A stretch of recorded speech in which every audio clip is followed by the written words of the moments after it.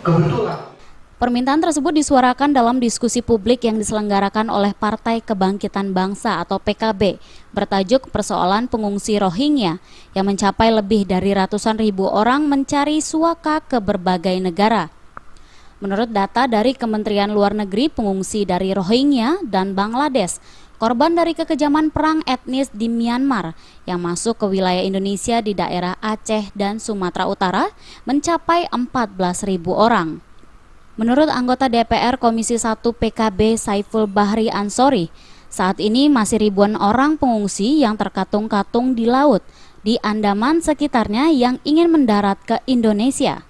Melihat persoalan ini, dia menghimbau pemerintah peduli dengan keberadaan para pengungsi.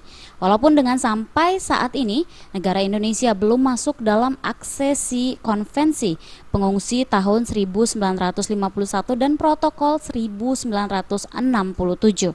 Pemerintah pun diminta menjadikan momentum pengungsi Rohingya ini sebagai aksi kemanusiaan global untuk mengajak negara ASEAN bahkan mendesak PBB dapat menyelesaikan persoalan ini. Berapa sebenarnya sisa Rohingya di Myanmar itu? Masih sisa berapa etnis Rohingya di sana? Bagaimana kondisi mereka? Saya kira perlu, Pak. Walaupun kita tahu bahwa Myanmar masih negara tertutup ya, tapi saya kira melalui PBB bisa melaksanakan semua.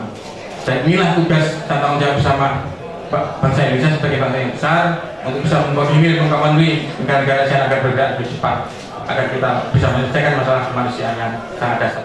Jika ke depan pemerintah kesulitan menangani pengungsi tersebut, PKB bersama Nahdlatul Ulama atau NU mengaku siap menginstruksikan pesantren-pesantren binaannya menampung para pengungsi yang meminta suaka perlindungan.